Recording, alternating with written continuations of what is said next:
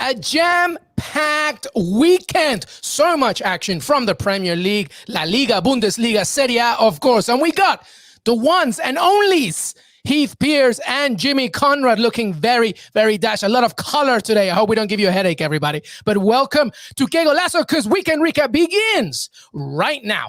Welcome, everybody, to Que Golazo. If you're watching on YouTube, thank you so much. If you're listening later on wherever you listen to your pods, thank you very much. By the way, you can listen to Que Golazo on your smart speakers. Just say, hey, Alexa, play the latest episode of Que Golazo podcast. Or, hey, Google, play the latest episode of the Que Golazo podcast. And Alexa or Google will do it right there. And if you're watching this live on YouTube, be part of the conversation. I want your hot takes. I want your grievances. I want your questions. I want to join in with Heath Pearce if you're an Arsenal fan. I want you to, cry if you're a Newcastle or Villa fan with us and Jimmy. And we'll throw up some on the screen, some comments. And if you're listening on Apple Podcasts, please do us a favor and leave Que Golazo a rating and a review. It only takes a few seconds, and it helps us to continue to make free episodes for you. All right, everybody, let's get going. First of all, Heath Pearce, you look great. The Emirates vomited on you, and I'm so happy. How are you, my friend? Oh, I'm doing great. You know, a real turning point of the season for Arsenal, which we'll get to against Norwich. I thought I saw on the run of show, Des had put biggest loser thoughts, and I think that's got to be Norwich on this point. But we're not to that point yet. I'm doing well. Life is good for just this single moment. So can't complain. I love it. I love it, my friend. And Jimmy Conrad, you can share the grievances with me, my friend. How are you? How you doing, bud?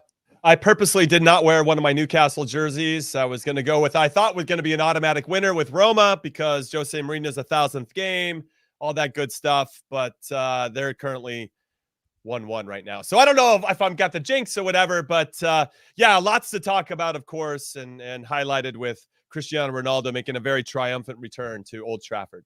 Absolutely. And by the way, to that Ronaldo point, everybody, you can go back to our YouTube clips where Jimmy and I, directly after the game, we shared our thoughts. So if you want a more comprehensive look about United, Cristiano Ronaldo, please go there. Of course, we'll talk about it here, but because there's so much action, as Jimmy mentioned, we got to keep going. We begin, of course, with the Premier League and Liverpool. Looking very, very good on this Sunday as they defeated Marcelo Bielsa's Leeds United. A very bad start for Leeds United. Some of us predicted this in the pod before the season began, but let's focus on Liverpool because 3-0. Obviously, some good goals there from Mohamed Salah, etc. And Sadio Mane got one in the end, but a horrific injury on Harvey Elliott. We'll talk about that in a second. But let's really focus, first of all, Jimmy, on this very good victory from Liverpool. And to be honest, in my opinion, I don't know how you feel, one of the best teams in Europe right now. They look great. I'm not surprised. I think we talked about it in the Premier League preview and even leading up to or during our Champions League coverage. I know it's kicking off this upcoming week, so we're excited about that. But that if they stayed healthy, that they were going to be a force to be reckoned with, contending for the Premier League title and having an outside chance to potentially win the Champions League as well. I mean, these core players have won trophies together. And just because last year was as bad as it was, and even though they finished third in the Premier League, they still didn't really reach their potential at any point. And now you can see them when they're all fully fit and all fully focused, especially the outside backs. I thought Trent Alexander-Arnold and Andy Robertson both had a bit of a dip last season. And that's to be expected when you have a rotating squad of center backs throughout the whole year. So I think there's a little bit of a couple things actually coming into play here.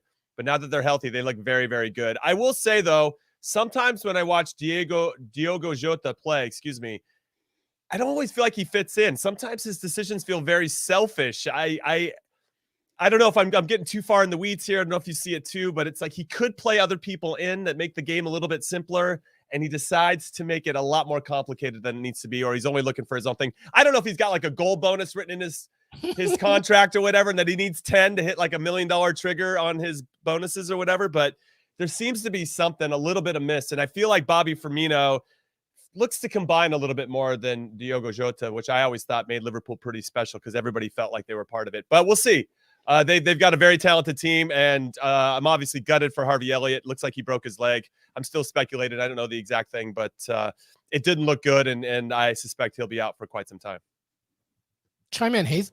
Oh yeah, shoot. Yeah, I got a lot to say about this. He's just focusing. Hey, so listen, much I on was that you know victorious 3 points against No, Norwich, you know the what? giant that is Norwich City, that he forgot about everybody else. That silence just showed you some of the trauma I have from the leg breaks. I had a tib fib fracture when I was younger. It happened in a game, planted on it, and then got 2-footed. And I was literally reliving that in my head right now, over and over. My hands are literally sweating because anytime I see those, I don't go back and watch things. I don't know if you guys are like these kinds of replays or like to see that kind of stuff, but No. I can't watch them. And I was literally just going off into La La Land right now, thinking about when I had done it and when I was staring down at my leg and it was sticking. It looked like a slide sticking straight out. Anyways, that's not the point that I'm trying to get with Liverpool. I thought they were really good. And again, as Jimmy mentioned, I think the biggest point is you go back to the form they were in.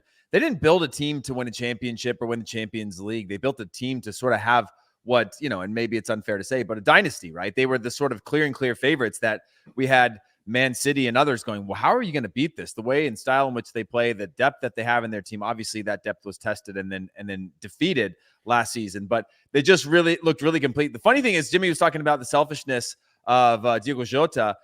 The final minutes of Alex Oxlade-Chamberlain, he did not want to pass the ball to anybody on the team either. And he had Mohamed Salah so angry. I've never seen Salah. Like, I always see him, this guy smiling, wandering around. He kind of wears his long sleeve shirts with like his thumbs inside and all that. So he just looked like this happy guy. I've never seen him throw his arms around as many times as he did. And obviously Ox is trying to get more time, prove himself. But every time he got the ball, he just looked off everyone else and tried to go to goal. Obviously, he played the final 10 minutes and was just trying to be like, if I'm going to get a goal, we're up a man. Let's try to do this. But yeah, overall, I thought that Liverpool were extremely strong and definitely put them back into the conversation, and rightfully so, for who's going to be a title contender this year. And also, as Jimmy mentioned, a danger in Europe.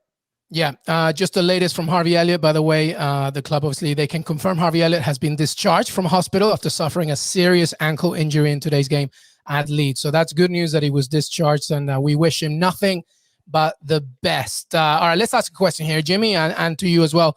Heath, is this the season where Thiago Alcantara comes into his own in the Premier League? What do you think of his performance and just the way that he can develop this season? Yeah, for me, I would say that he is one of those rhythm setters, right? When he gets the ball, he really dictates the flow of the team. And I think it's important at times for Liverpool to have a little bit of that switch. They can speed it up when they need to, and they can also slow it down.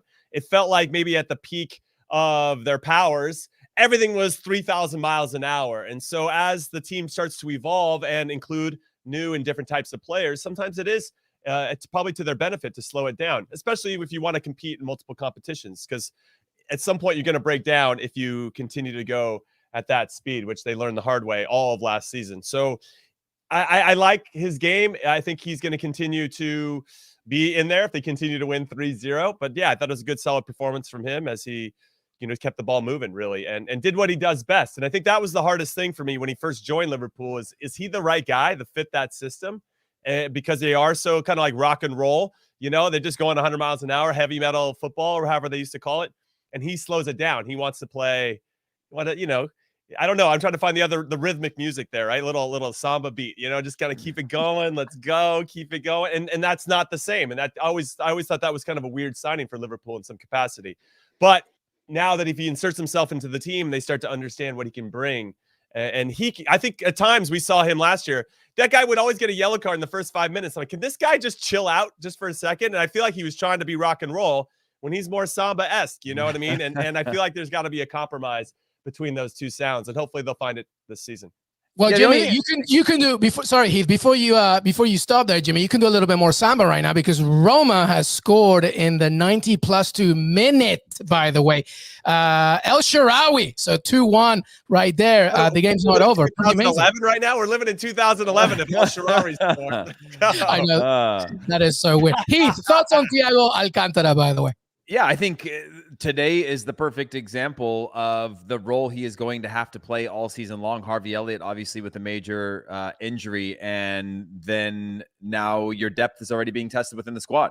So he's going to have to buy in. Again, I think to Jimmy's point, it's not about playing the exact same system as everybody else within your team. It's about the parameters of which you have to be the role of which you have to play within the team. And then you play creatively within those parameters. That doesn't mean, you step on it when everybody's trying to speed up. I think the same issue happens with Paul Pogba a lot of, always sort of, to me, a lot of times being on a different page of what the team is doing. When the team's trying to fly full speed ahead, he's slowing it down. When the team's trying to slow it down, he's trying to play the way that he thinks the team should play. And so I think it's going to be an important factor for him. And now, again, between him and Fabinho, they're going to have to really probably rotate and spend a lot of time getting on the same page or staying on the same page, where he's going to have the best season that he's had so far in the system that Liverpool are trying to play, if they even want to stay in the chase, because this is an unbelievable start to the season in terms of who else is playing well in the depth of all of these teams. Yeah, that's where I was going to go with. I think his relationship with Fabinho, whether he plays with him in a game or not, is going to be very important. I do like the fact that Jurgen Klopp's heavy metal is now also being complemented by a little classical music. I feel like they feel a little bit more calm when they have the ball. They don't always have to go gung-ho, I feel. There's a little bit of music synchronicity there.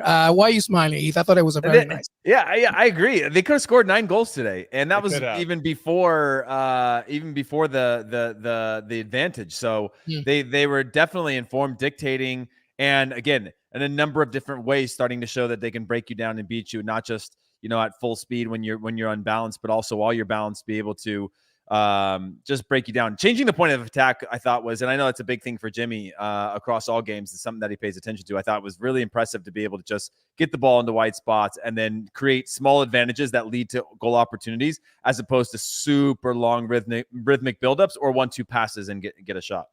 Yeah, absolutely. Well, let's move on, because I want to focus, by the way, as we look at this table, Manchester United, Chelsea, Liverpool, they all have the same points. Obviously, the goal differential is the key there, but I wanted to do something fun. Man City with 9 under that, and then Brighton, by the way, which, by the way, I'm not surprised, because I'm telling you, I mean, it's early, but they're sexy, man. Brighton are sexy. But I want to do something here, Jimmy and Heath. Let's talk about the Premier League power rankings, because even though the table shows a very tight one, of course, it's very early, United, Chelsea, and Liverpool. I wanted to ask both of you, if I was to ask you your top four in terms of power rankings, just the way that you see them as a team. It doesn't necessarily have to mirror the table, but rather just the way that you feel these teams are playing. I feel like Heath is ready to give his answer. And if you say Arsenal, Heath Pearce, I'm gonna leave this room right now. Give me your top 4 power rankings. 1, 2, 3, 4. All right, and this isn't a super hot take, by the way, just because there really isn't an opportunity for it right now. But I'm gonna go with Chelsea, just because I think Lukaku at number 1. Lukaku's been a revelation, again, answering and solving some of their problems. I think defensively, they've still got some issues that they're going to have to work out throughout the year. But just with him on the field, it is shown that they are my out-and-out favorites to withstand the pressures of a long season with Europe and come out on top currently. If I were to give my power rankings based on just this weekend alone, I would say it's Man United. There was something so special to them at number 2. I'm going to put them at number 2 on this one, just because I think what they showed is a really hard thing to replicate week in and week out. And the energy, the conviction they played with, the pace that they played with. I don't think I've ever seen Paul Pogba play 1 or 2 touches as many times as he did, just to get it to people that he knows are better in the attack than him. It was unbelievable. It was spectacular. It was reminiscent of another era of Manchester United, where it wasn't all about being pretty and beautiful, but they were just going and going and going and attacking with numbers, and just looked really comfortable in that. And then for 3, I'm going to go with Man City. And then below that, I'm going to go with Liverpool. And gosh, I should respect Liverpool more than that. This is a hard one, It's hard. It's funny. This is such a low hanging fruit over the last sort of season of to do a power rankings at any point, except for maybe early on before City really kicked into form. But yeah, this is a difficult one, but I'm going to go with Man City, just because, again, they just got so much quality. And then Liverpool. Actually, no, I take that back. I'm going Liverpool now, because power rankings are about now, where they stand now, not about where they're going. And so I'm going to go with Liverpool 3, Man City 4. Okay. So Chelsea, Manchester United, Liverpool, Man City. Yeah. Okay. Yeah, I'm gonna take exception with a few of those. I'll say Chelsea on top. I agree with Heath that Lukaku is definitely leveling up this whole Chelsea experience. Defensively, yeah, there are some issues, but I feel like that's what Thomas Tuchel is very good at, is eradicating those type of defensive issues and solving problems, either with more people in the areas or whatever it may be. And his players really executing at a high level from their both offensively and defensively. So I'm not too worried about that. I think Chelsea are still the favorites to win the league. I have Man City second. They only lost to Tottenham in that first week 1-0, first week of the season. Still trying to work through that Harry Kane drama. Since that's been done and dusted, they haven't given up a goal. They've scored 11 over these past 3 games. They went into Leicester, which is not an easy place to play, and got the 1-0 win and kind of grinded it out in some capacity. And it's nice to see a Man City team who I think is linked towards being a little bit pretty at times, right? Not getting they don't want to get their shorts and their jerseys dirty. Kind of going in there and grinding it out against a team that was a little vulnerable. They had some frailties in the back line, Leicester, but it was a good result for them, and obviously trying to get some revenge from losing in the Community Shield 1-0. So I like Man City second. I'll say Man United third, actually. I think that Man United, to Heath's point, looked fantastic. Similar to how Lukaku, I think, is going to allow Chelsea to take that next step in their evolution. I think Cristiano Ronaldo will really help kind of level up the experience for Manchester United, turning half chances into goals. Also making sure that everybody's kind of playing to the highest of their abilities. I think he's going to demand a lot of not only the players, but the coaching staff. Like, all the professionalism is going to get ratcheted up. And I think that's just going to be good, especially for some of those younger players on the field. So I like them third, and I thought they had a good performance, even though they're playing against my Newcastle. And then I got Liverpool fourth. I mean, it's really kind of close. We're splitting hairs here on a couple of the positions. Liverpool, for me, were very good in this one. But when I look back at who they played so far, they had Norwich, they had Burnley, they played against Chelsea, and obviously, they got fortunate. There was a red card. I mean, Reece James probably deserved it there, but that was the way they got their goal against Chelsea. And then, they had a nice performance against Leeds. Now, Leeds aren't the same Leeds of last season as of yet. So I think they are. They just ran out of luck. That's true. That's fair. That's fair. So I just put Liverpool there because I think their strength of schedule hasn't been as strong as some of the others. Yep. No, well done. Well, that's your power rankings. I'll be very quick on mine. I think there's a Chelsea, to me, is clearly number one. And I think they showed it against Liverpool when they still managed to play well in that second half with 10 men, which says a lot about them. I think after that, I'm going to have to go with Manchester City against the nature of, but just adding players like Jack Grealish and others, I think, has elevated them. I think, to your point, Jimmy Conrad losing 1-0 to Tottenham, I think that was just a little bit of a wake-up call after not having Harry Kane. And after that, I'm going to go with Liverpool just for what has been going on with their chemistry and the way that they're performing, and they've been consistent. And Manchester United, I still feel that they are opening doors in the midfield and just welcoming teams to come in. And better teams than Newcastle, with all due respect, will really punish them. But I think we all agree on Chelsea. Hey, none of you guys wanted to put Spurs in the top 4? I thought about it, but they've only scored 3 goals in 4 games, and they've given up 3 goals in 4 games. This weekend was a revelation as well. No, yeah, to a certain extent. I thought the red card was harsh. I didn't think there was a deserved second yellow. No, but Palace overall were a better team, I think. Yeah, ultimately, you're right. I mean, they went in and faced a tough opponent, and I think Palace is going to be a team we're going to be talking about a lot this season. I think they're going to surprise a lot of people and potentially get into a 6 or 7 spot, squeak into the Conference League, which is something I guess teams aim for, like Arsenal. But they were chanting, by the way, that Vieira has won more trophies than you in that game on the sideline. I don't think he's never lost against Tottenham. That's amazing. Which is pretty ridiculous. All right, we want to just keep going here with the Premier League. By the way, just some results. Chelsea beat Villa 3-0. Everton Burnley, by the way, is the Monday game. We talked about Man City. They beat Leicester City 1-0. Southampton West Ham 0-0. But Antonio got a red at the very end of that game. So watch out, fantasy fans. Arsenal 1-0 against Norwich. Wow. Amazing. Build a statue for Miguel Arteta. Unbelievable. Manchester United beats Newcastle. We're going to get to that in a second. Just from a quote for you, Jimmy, I wanted your thoughts on Brentford lost to Brighton. Well played, Brian. 3-0 Palace, of course, and Watford and Wolves. Wolves won 2-0. From Alan Shearer, Jimmy Conrad and Heath Pearce. Match of the day. He said, I hate what my club is or has become. It's been a long time now. It's a hollow and an empty football club. There's no hope or ambition, and I'm pretty sick of it, to be honest. It's copy, paste, repeat every season. Jimmy Conrad, your thoughts? Yeah, I think we could copy, paste, repeat every season with his quote, to be honest. Ever since Mike Ashley took over, that's pretty much how it's gone. And when a new owner comes in, you get that little bit of a bump. All right, he's going to invest, but he does just enough to kind of keep you somewhat interested, and we do have some talented players on the team. I thought Miguel Almiron in particular was excellent. Elland Road, both excellent against Manchester United. You can see that there's something there bubbling under the surface, but then you just don't feel like either the guys on the field are as good as those two. And I'd be kind of sad when those two finally leave, because then we'll have no offense whatsoever.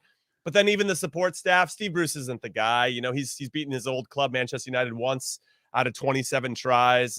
I mean, that just is one piece of evidence that he's the guy that maybe he'll scrape and keep you afloat and maybe not get relegated. But in terms of ambition, there is zero. We haven't had some in quite some time, and it's disappointing. And I feel like I'm not the only club that feels this way. There's quite a few clubs, I think, in the Premier League that could have the same rhetoric going on. Yeah, and by the way, for a one-off game like this, to go 1-1 and in the 60th minute just completely fall apart, where you see that they had the ability to compete, and with a little bit of an identity of knowing they're going to get their chances from these counterattacks, where Almiron could just spring out, and to go 1-1 like that, it makes you just go, there's something there, at least for me, Jimmy, I'm obviously on the outside looking in, but like, it feels like there's an identity, something within all this, but can we do it consistently? Is it an identity we're willing to embrace? Are we building a team for that? Are we trying to build a team for something different? Mm-hmm. What's the idea of all this? Mm-hmm, mm-hmm. Yeah, I'm just going to finish with this, and I've said it before.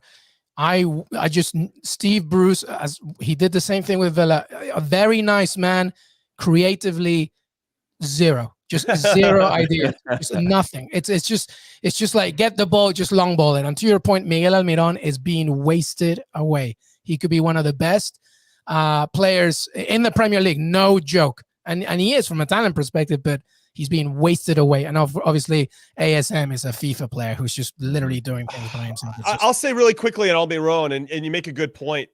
He has, for me to really shine, has to be on a counter-attacking team. I think when he can get out on the break, you really see what he's capable of. And then, frankly, given what Arsenal's had as at their disposal, which is very similar type players that like to get out on the break, that like to break free and have some room to run. I wonder how Almiron in particular would do in a possession-based system. He would do fine. I mean, you're around world-class players. It's pretty easy to assimilate, but I don't think we'd be able to see the greatness that is Almiron, because he is so good. I mean, that turn at midfield to unlock Man United's defense to set up the first goal, which was a very good goal by Newcastle, was breathtaking. And then you have Elland Road. I don't know how much longer we're going to have him, because that guy's got the sauce, and he's so good. And I'm surprised we even got him to sign in the first place. So I'm just going to hold on to him for dear life. I'm just going to be dragging on this. No, please don't leave us. Please don't leave us. I actually did an interview. I did an interview with Demba Ba when he left Newcastle to go to Chelsea. He came over to New York for a thing. And the first question I asked him before we got started was, "Hey man, you left my team. Do you think I can get a hug?" And he gave me a hug because I was sad he left.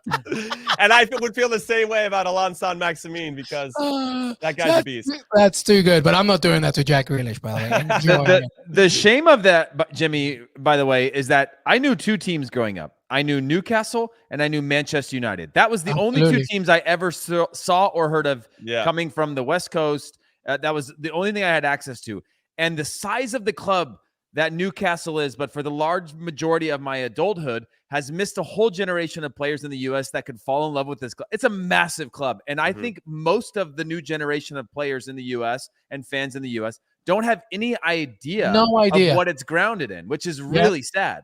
That's a very, very good point. I mean, you look back at the Alan Shearer days, Norberto Solano, Peruvian star, they were just ridiculous. But anyway, a very good point from you, Jimmy, Heath as well, and obviously quoting and attributing to Alan Shearer's comments. By the way, we got some comments here. Heath Pearce, who's on the back of your shirt? Well, let me Kennedy go ahead. M. Cool thinks it was Olivier Giroud. What do you think? I'm just going to turn around and see if you guys can see it. Tell me if you can see. Oh, no. I can see his eyebrow from here. His eyebrows are. Hey, Miguel Arteta, Kennedy M. Cool. Hey, this was actually a nice kit that came out, to be fair. And he was good for Arsenal. He was as a player. I always think of Aaron Ramsey or Gunnersaurus. Yeah. Hey, if you had Gunnersaurus at the back of your shirt, I would have. I would have done. I would have been like, I'm out. I would have been that. Hey, let me just give a quick anecdote real quick, please. The day that I got this, Mikel Arteta actually gave it to me. I was at the Emirates, and I was in this day where I was just one of those like kind of act cool, be cool days. I was with Thierry. We were in London. We were in his box. The fans were singing to him in his box. I was sitting next to Sol Campbell. This is already a ridiculous story. Yeah, Sol Campbell. Why are you lying, dude? Why are you lying? Jens Lehmann was popping by, dapping me up just because I was standing next to Thierry. Had no idea who I was. There was a couple actors and celebrities in there, and I was just kind of like, be cool. And then when the fans were singing, which they do when they see Thierry in the stadium, I was like, what do I do? Do I just sing or do I just sit here? But it was a random day, and I ended up getting this one, this shirt, and I got a Ramsey as well. So, yeah, it's actually a match worn. I think I put it on today, and I think there might be a blood stain on the shoulder. Oh, my so God. Perhaps it was North head-butted Sol Campbell. Hey, last point of this. This was the North London derby where Podolski had scored a couple when what's his name was at Spurs and he scored and celebrated, got sent off after the striker. He was at Arsenal before. I'm blanking on his name now. Dude, why can't I think of his name right now? Send us the comments. I know exactly who you're talking about. Knows. Yeah, he went and celebrated all the way across the field, right? Yeah, exactly. We will get there. We will get there. Our producer will help us out with that one, but that's a good story. I'm annoyed that it's not Henri at the back of your shirt. That's just ridiculous. But hey, listen, let's keep going, by the way.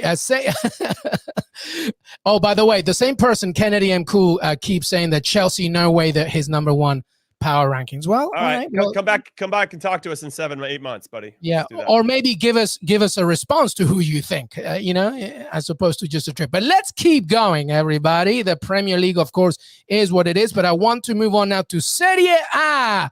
Jimmy, Emmanuel Adebayor. Emmanuel Adebayor, of course.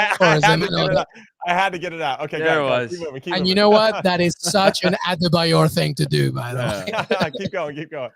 Let's talk about Serie A, by the way. Jimmy, it was good to see you on Calcio e Cappuccino, giving some betting tips, of course. Let's talk about, first of all, let's begin with Juventus. Max Allegri.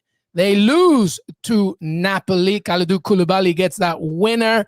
First of all, boys, I want to focus on Juventus. I'll start with you, Jimmy, and then Heath, I definitely want you to chime in on this one. But aside from the Juventus loss, we need to talk about Weston McKennie. It was a bad performance. 70% pass accuracy from 20 attempts, the lowest success rate on the next play after a pass of either team, which was about 35%. Jimmy, talk about the Juventus loss and obviously what this means for Weston, to be honest with you. Okay, so I'll start with Weston. I was actually pleasantly surprised that he got to start in this one, and he didn't do a lot with it, to your point. I think there's a lot going on off the field. I'm sure a lot of people are in his ear about his behavior and his lack of performances for the U.S. men's national team during that qualifying window. And I'm not surprised, frankly, that maybe he didn't have his best performance in a Juve kit. That said, I do think they want to give him some minutes, get him back to focusing on the game itself instead of the off-the-field stuff. At least that's how it seems Maxi Allegri's trying to attack this. Clearly, they thought there was something he could bring to the table. Maybe, join the box late if there's balls being crossed in from wide, whatever it may be. And it didn't really work out that way. And he did get one shot that was a little bit dangerous, but outside of that, he probably wasn't as effective as we'd all like him to be. Now, with regard to the performance overall, I actually thought that Morata looked pretty good. He ended up creating his own goal. Manolas made a mistake there, and they got the 1-0 lead. This is where I think Maxi Allegri is going to have to really look at his team. Even though Chiellini and Bonucci started, and Locatelli's sitting right in front of him, right? You got three very, very important players, not only for Juve this season, but for the Italian national team. They couldn't hold on to the lead. Now, one of the goals, Szczesny had to do a lot better, basically gift-wrapped a nice little tap in for Politano, make it 1-1. And then Moise Kean ends up heading it, even though he's on Juventus. He gets him late. He heads it back on goal, and then Koulibaly ends up tapping it in after Szczesny does get a hand on it to save it. So these, for me, are very preventable goals that they gave up. And so that might be probably the most, if I'm a Juve fan, I'm thinking, God damn it, we were so close to getting a big win or just getting the results in Naples, and we couldn't make it happen. And now Napoli's feeling great because they didn't really necessarily play great either. but they did enough to get the results. And Spalletti's going to have to feel pretty good. Luciano Spalletti, the manager of Napoli, of getting something this big, because he doesn't beat Juve very often, and he's had plenty of cracks at him throughout his career. So fair play to Napoli. But with regard to Juve, I guess my big overall thing, and I want to hear from you two about this, is their identity. They're obviously trying to move on from Cristiano Ronaldo, but it's also, who are they going to be this season, and what's going to put them in the conversation to win another Scudetto? I don't think they're there this season, frankly. But I went on, as you mentioned, with all the other Calcio experts, and they're all back in Juve because they think that Maxi Allegri is so smart, he'll figure it out. I can't subscribe to that just yet. I still think Inter's the favorite to win the league. Yeah. Heath, let me ask you this. Okay. If Weston McKennie sits for the rest of the month, should Berhalter call him in October? I think that he should call him in because they need to make an investment in Weston McKennie. And you don't just get to hold this guy to a standard of a superstar if you're not going to put in the time to sort of nurture and guide him through this process, right? We've seen these stars fall and fall and fall and be gone, right? With lifestyle, it happens to Brazilian players quite a bit where they don't have this system around them. They're into the nightlife lifestyle. They become superstars. Money is no problem. They come from different backgrounds, and now they've got all of this, and then they fall because everybody roots for them to fall. And then as soon as they do, they don't have anybody to bring them back up. So I think you have to bring him in. I'm not saying start him. I'm not saying play him, but bring him in to make him feel if he's not in the team right now, he's messed up with the national team, to feel like there's a support system around him of people that care, but now he's got to go and prove himself. And we saw with Pulisic as well. The national team traditionally can be a place where you can bounce back and build your confidence again. You can have this thing where it feels comfortable. You're back amongst the boys. You can rebuild. You have people that you can trust. I mean, he's at Juventus right now, and he's going through a lot personally. The team is going through a ton. It's easy to make him a scapegoat of a lot of situations. He's not playing great right now. So having the national team, while it should be a privilege and an earned place to get into, could be that turning point for him to really bounce back and feel like he's got people that are in his corner, so to speak. So if he doesn't play, that's fine. I think that's part of the growing process, but he certainly needs to figure some of these things out sooner than later, both for his personal success as well as the success of the national team and his club team. I just wanted to jump in because I saw a tweet, which I think was from his dad, saying that essentially Weston made an example of, and that there was more than just him that was involved in some of these extracurricular activities. And to Heath's point, if that's the case, and all of a sudden he's being held to this other standard that other players aren't, you got to have a conversation with him. And it can't be over the phone or Zoom. It's got to be in person. It's got to be man-to-man, where you're looking at him in the face and saying whatever it is that Greg Berhalter and his staff want to communicate to him. But if there are other players involved and he's the only one that had to take the fall for it, that's a big bridge, I think, to mend in some capacity. And it can be pretty hard because Weston looks stubborn. And I think a lot of us athletes, we're stubborn at some point. You have to be stubborn. That's what helps kind of get you there to that point and to play at the highest levels.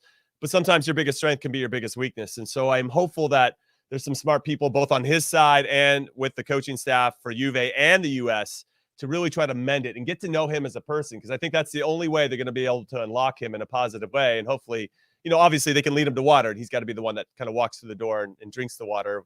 I got metaphors all over the place, but you guys know what I'm trying to say.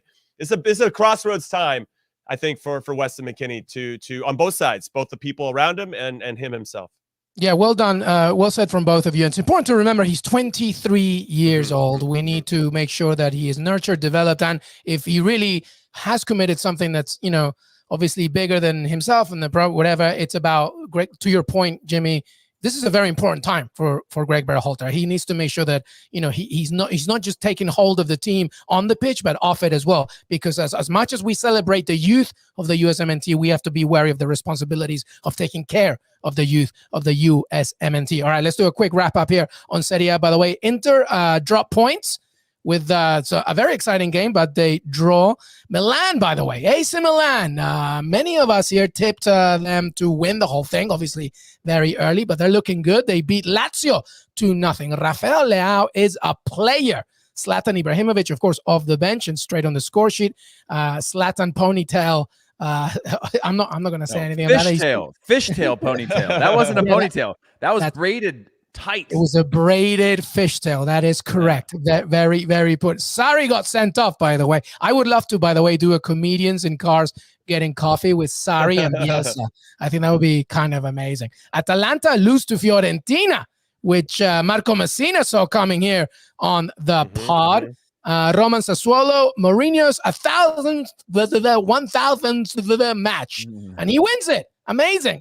And of course, let me hop in there really quick, though. I've got a fun fact because Jose Mourinho has won all 5 of his games in charge of Roma. That's the first time he's ever done that in his career, no matter what club he's managed. Is that true? Yeah. That's crazy. First time he's won all of his first 5 matches at any of his previous clubs. I have it here in the stats. Why they call him so special then? Why they I don't know. Special? Maybe unbeaten streaks, but like the first 5 matches they won. So I actually thought the draw might happen. I was going to go on today and say Roma to win and both teams to score, which would have hit. But unfortunately, they didn't come to me for that. Tears. Oh, dear. But hey, listen, Mourinho and Serie A is a great thing. By the way, if my visuals are a little blurry, apologies. It's just, well, you know what? You don't pay for this, so you're just going to have to deal with it. We're gonna take a quick break. When we come back, by the way, we're going to talk about the rest of Europe, including La Liga, Bundesliga, Ligue 1, and then we're going to do some fun things to wrap everything up. Que Golazo. We'll be right back. Hey, everybody. Welcome back to Que Golazo. If you're watching this on YouTube, thank you so much. Again, if my visuals are a little blurry, I think they're coming back. They're getting a little better. But like I said, you're not paying for this, so just deal with it. And if you're listening to this on the pod. You're too handsome for me and Heath, okay? So we need you a little blurry to like even everything out, LME. You know what it is? It's because we're wearing so many colors, like YouTube just can't handle it anymore. Listen, all right, let's talk about La Liga for a second. Atleti beats Espanyol 2-1. Thomas Lemar with a winner in the 9th minute of stoppage time. Real Madrid, by the way, Camavinga gets on the score sheet. Benzema as well. Vinicius Jr. looking good against Celta Vigo. They win. Sevilla, Barcelona, Villarreal, and Alaves were suspended. Let's talk about La Liga very quickly. Thoughts on that one? Heath?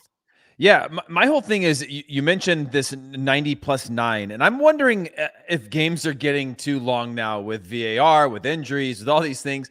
We are seeing close to double-digit extra time, stoppage time, minutes being added on, and it's becoming the new norm. And I go circumstantially, they're not technically playing during video review checks and other things like that. But have either of you guys also seen that these games are getting longer and longer? We're seeing that more and more often. I'm a bit perturbed by it, so to speak. But Karim Benzema, I wanted to say, has been fantastic, and it's a lot of pressure. We talk about a lot of pressure that goes onto the shoulders of stars when their big players leave and these transitions and managers leave. And he seems to be the one that's just unfazed by any pressure being placed on him or not placed on him and just continues to bag goals.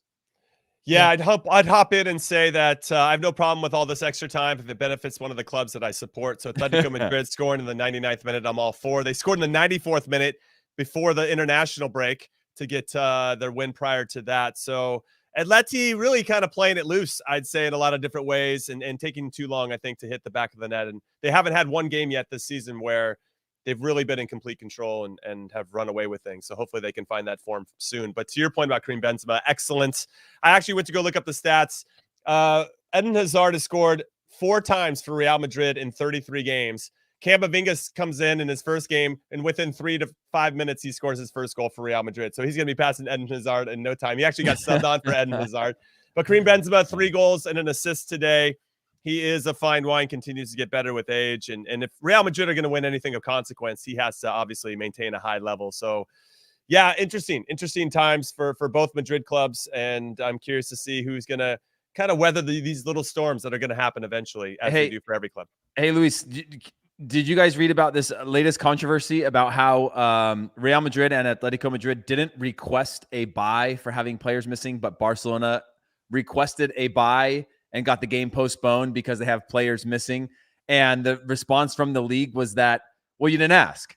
And so it just seems like you didn't request us to reschedule this. So we did. Of course, we didn't reschedule it, but you should have requested. And now there's I love it. There's it's like just other some teams are like, controversy. It's like other teams are like, oh, good to know, because now I'm going to have that in my back pocket later on in the season. Oh, yeah. Real Madrid were missing four big players from this. Other players obviously in quarantine coming back from, or a few days rest coming back from national team break. They requested and said, hey, we're missing some of our team. We can't do this. And they're like, all right, since you asked. So apparently, if you ask, it's okay. Yeah. But anyway, back to Jimmy's point about the Madrid teams. Vinicius Jr., by the way, on the up as well, to Heath's point, about Brazilians needing good support systems. Real Madrid doing a good job right there. Ancelotti, the player whisperer, I feel. And by the way, Jimmy, to your Atletico Madrid, many seasons, these wins would have been draws. And I feel that's a key component, to just getting those 3 points. Also, all right. Can I give a shout out? I want to give a shout out to Valencia because they won back-to-back games in La Liga for the first time in 57 games. And now they're tied on top of the table with Real Madrid and Atletico Madrid. 10 this could points be quite the story. Yeah. It'd be an unbelievable story because I feel like Valencia in particular have been on, they have one of those owners that's looking to shed money and decide, they're selling all their players recently. But start Yunus Musa or don't talk to me. That's what I say about Valencia. Start Yunus Musa. He's back from injury. Don't give him scrap minutes. Start him or don't talk to me. Absolutely. Hey, listen, we got a question here from Mohammed Bakir. What do you guys think about Group B, Liverpool, Milan, Atletico winning? Well, guess what? I'm not going to let Jimmy or Heath answer this because we have a fantastic Champions League preview coming up this week where we're really going to get into the nitty-gritty of the Champions League. So thank you so much, Mohammed, for your question, but we will get to it. I promise this week it's going to come up. I promise you, a massive preview. You have to make sure that you subscribe. All right, let's keep talking. Bundesliga. Bayern Munich took care of business against RB Leipzig, of course. Obviously, Lewandowski and Sko did the thing, but Musiala was so good in that game. And elsewhere in the Bundesliga as well, Leverkusen Dortmund, a 7-goal thriller, of course, 4-3 to Dortmund there. Wolfsburg won 2-0 against Fürth. 4 wins from 4. Heath, let's begin with you. Bundesliga, any thoughts there?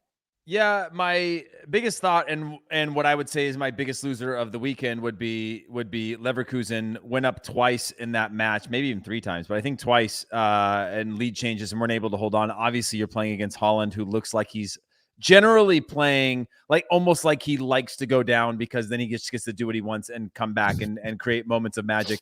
But this Leverkusen team isn't weak for anybody that's been paying 3 times, Heath, by the way. They had to lead 3 times, yeah. They've got Wirtz, Stick, they got Diaby. They've got a lot of really good players on this team. And to go up against a Dortmund in an opportunity to take points, we saw with Jesse Marsch and RB Leipzig struggling to get points against tough opponents early on, which I think is going to come back to hurt them when they're looking at Champions League positions or even some sort of title race. But we know generally how the Bundesliga ends by the end of the season. But yeah, just a kind of a disappointing, an unbelievable match, by the way. An incredible match. If you can get a chance to go watch the highlights, so fun, back and forth, really high quality goals, great moments. But yeah, overall pretty disappointing from Leverkusen to not hold on there. You're right. A very good game. Go ahead, Jimmy. Your favorite moments from the Bundesliga. Well, they're called Neverkusen for a reason, right? They can't hold on to leads and they can't win trophies like the Spurs of Germany. So I'll say that my biggest winner, I actually glad you brought him up, Musiala, the youngster from Bayern Munich. He came on as a sub for Serge Gnabry. And within a minute of him being subbed on, he scored. He got an assist a little bit later.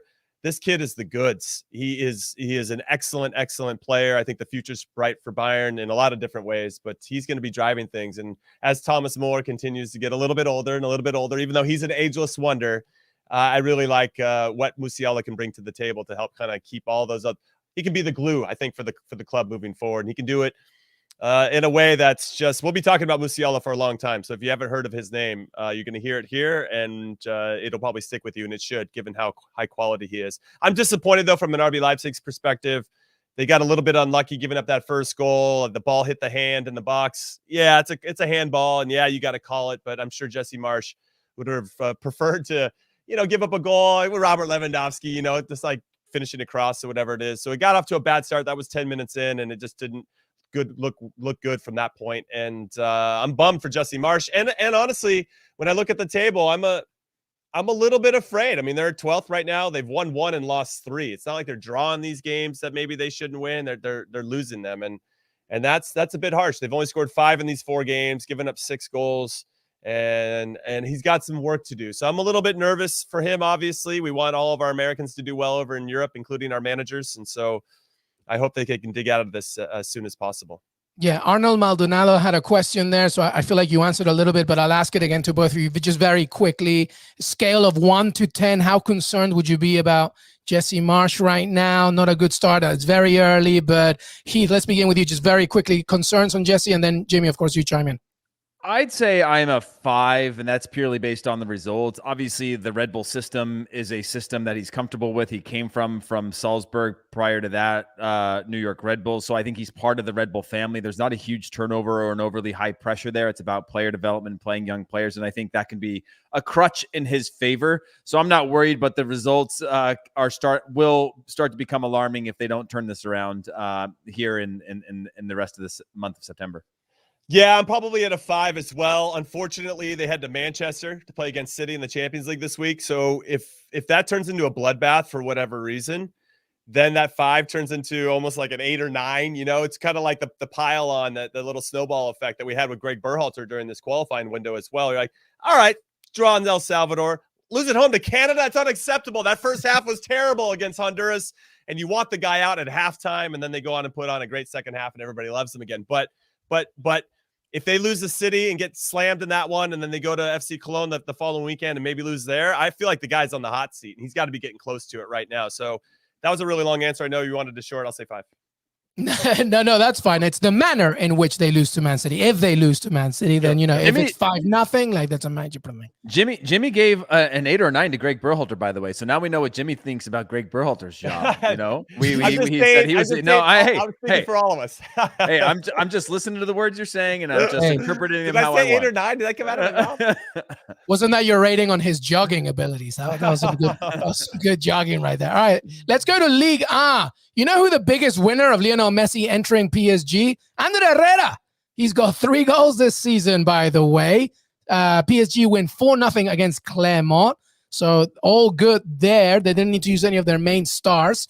Monaco lose to Marseille 2-0. Lorient beat Lille 2-1. They have the leakiest defense in the division, by the way. They've conceded 11 goals, Lille, by the way. That's a lot. So that's Ligue 1. Anything from Ligue 1, boys? Jimmy? Yeah, I'll just jump in and really quickly say, I came up with a new word for everybody. But the manager of Lille, who helped them win last year, Christophe Galtier, he is now in charge of Nice. He left the champions to go to Nice, who were closer to mid-table, which is awesome, by the way, for him to do that. And Nice are the only club in Ligue 1 that have yet to give up a goal. And that's in stark contrast to what's happened at Lille, because they've already given up 11 goals, and Nice are absolutely cruising. They have, let me see here. They're in third. They've scored 10, given up 0. They have 10 points, and they are probably going to be clipping PSG's heels. I just got to give it up. Nice. Nice is nice. That's what I want. It's a very nice observation. I like it. Heath, what do you make of Ligue 1, Heath Pearce?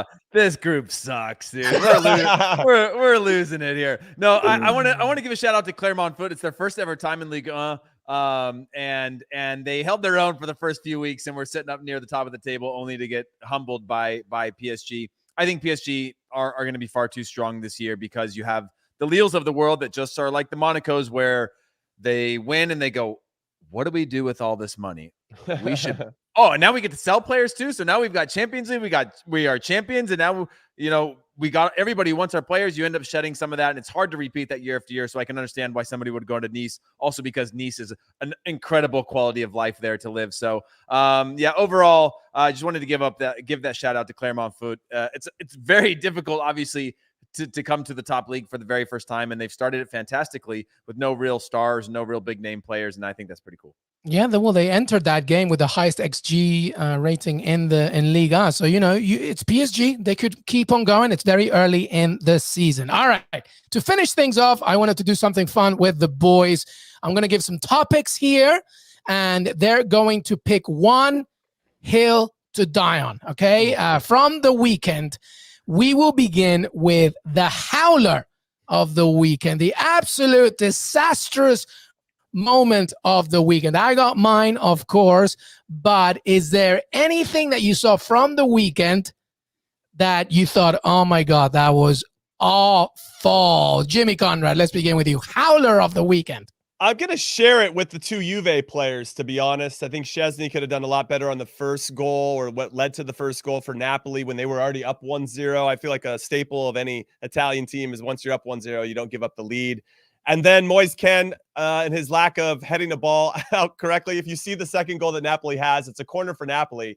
Moise Kean's on the 6. And it looks like he literally turns and tries to head it at his own goalkeeper and Szczesny. Yeah, that looked like match fixing. A poor guy. He thought he wasn't going to ever get to him. I don't know if he thought he was still wearing an Everton kit or a PSG kit or whatever, but it's incredible. So you can go find that highlight. Szczesny actually makes an unbelievable save to keep it out, but then it falls right to Koulibaly, who taps it in.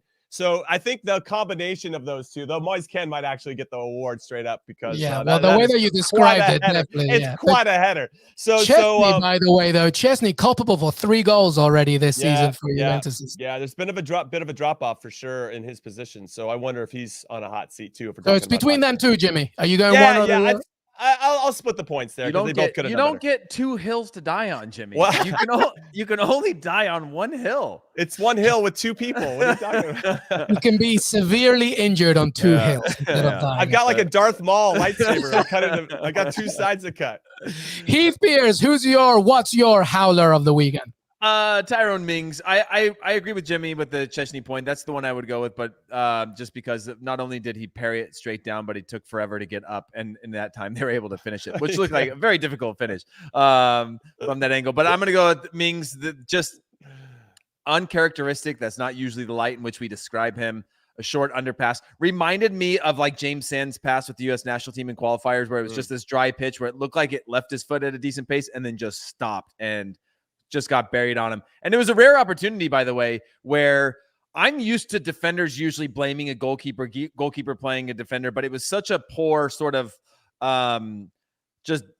pace of the pass that he just kind of was like, you could see it was just like, dude, there's nothing to do but to just own this. And I think that's very captain-like of him to own that in a moment like that where things don't go wrong, to just put your hand up and say, hey, I blew it here. I need to do better.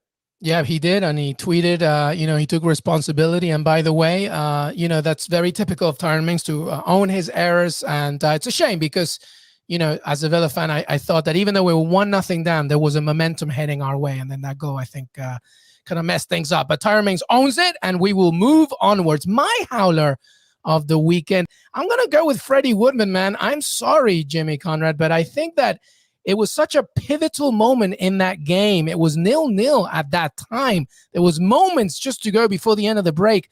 Mason Greenwood takes a shot. I really think he could have just held on to that. And obviously he didn't. And it rebounded off.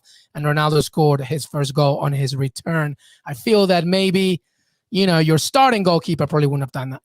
Why are you bringing up old stuff, man? Hey, listen, I was going to say Tyrone Mings, but Heath stole it. So I had to go with Freddie. That's fine. All right. Well, so all goalkeepers in that one, I'm sorry. And a center back, Tyrone Mings. So all defensive errors in that one. We will come out. All right, let's keep going because we have a few more. Give me your wow moment, your top performance of the weekend. And Jimmy, pick one hill for crying out loud. Okay. All right. I'm probably gonna go with Cristiano Ronaldo. I think that's the obvious choice here. Not only did he score a brace, but I liked how he scored both of them. If you look at the first goal, just his awareness, his anticipation, just to sniff around, something could fall my way. And right before halftime, I really feel like it took a lot of pressure off the team to score and allowed the fans to relax. So not to say you would boo them off the field at that point, but they were creating some chances. And I also actually think, and we said this in the other podcast, we reviewed it, that it seemed like they were forcing everything. They all wanted Ronaldo to score. And once he did, they could all kind of just play. And you saw what that looks like in the second half. And then I thought that touch away from the defender to set up the second one it's just these little things that he does. And I think if that can infect all of his teammates, they could go on and definitely be title contenders. But obviously they're going to have to stay healthy. They have some problems to solve as well. But he is going to provide something that only he can provide because he is a world-class player for a reason. Yep, a good choice. Heath Pearce, your wow moment of the week. Do not say Arsenal. Yeah. I'm going with Ronaldo also. I wanted to move it around. I could go with Edouard because I think he's going to be a huge addition to Crystal Palace. So I'm just going to stick with that. Actually, let's just go with that because Jimmy, I thought covered Ronaldo well and the momentum there. I was just really impressed with that. But Edouard, I think he's going to be a huge addition again to Palace, coming on to score the way that he did.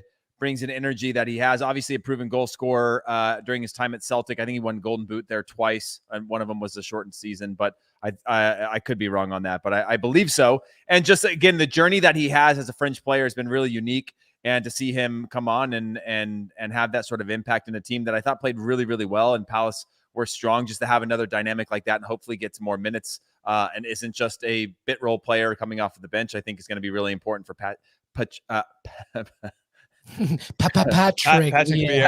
Yeah, Patrick Vieira. I got stuck between Patrick Vieira and Patrice Evra there, and I just couldn't put. And also because it's Crystal Palace, there's just there's a little P action there. Heath, you stole mine. I was gonna say Edouard as well. And by the way, I kept the receipts. Everybody, I told Palace fans this was to me the steal of the sub. 14 million euros for this kid. And his first moment, he scores a goal. Then he scores he is going to be pivotal for Palace. You know, Jimmy and I were very questionable about Palace, and because it takes time with a Vieira system. We're not so much, but Edouard is see, there you go. I kept the risk. Thank you, Des Norris, for showing everybody that I'm not completely stupid and I can do this job. All right, let's keep going here. Biggest loser. Let's go with the biggest loser of the weekend. Pick one hill to die on. Let's start with you, Heath Pearce. Give me the loser of the weekend. A club, maybe you're thinking, somebody that really did not deliver. I'm just going to say Juventus. I think going down to individual errors kept them from winning this game or made them lose all 3 points. Obviously, you're playing against a formidable opponent in Napoli. So I think that's one factor. I think the other factor, and Jimmy mentioned it earlier, is there doesn't seem to be a post-Ronaldo system or style or identity. It doesn't seem like, they gave up a goal and they bounce back, they're going to be very good. I think, again, you have diminishing returns in terms of age and your back line. Experience means a lot, but if you don't have other players around that can make the best out of your experienced players. And then when I look at Betancourt, Rabiot, McKennie, I just don't see it. I don't see a Juventus squad there at the standard that I hold them to. They're a little bit lacking of an identity. So I'm just not knowing where they're going to go from there. The Ronaldo thing happened so late in the window. They weren't able to spend any money to go out and build their roster. I think January is still going to be very difficult depending on the position that they're in. So it just seems like a rebuild. So I'm just going to have to say biggest loser for me, Juventus across the board in a number of ways. Yeah, right, Jimmy? I agree with the Juve pick. I think that's a good one. I think Lille's an obvious choice as well, from going to win Ligue to being a hot dumpster fire this particular season. They seem to have lacked a little bit of identity as well, and that's going to be up to the new manager to try to figure that out, and we'll see. I don't actually expect them to even qualify for the Champions League or even push for the title this season. That's how dire it looks, which is a shame because we have an American international over there in Timothy Weah, and then Jonathan David, the Canadian international, plays over there too. So I'm actually going to move back. We haven't talked about Spurs too much. I just want to say that though they only gave up goals after they got the red card, I still feel like they didn't really put their stamp on the game. And obviously Heung-min Son could be hurt for a significant amount of time after he got that injury playing for Korea.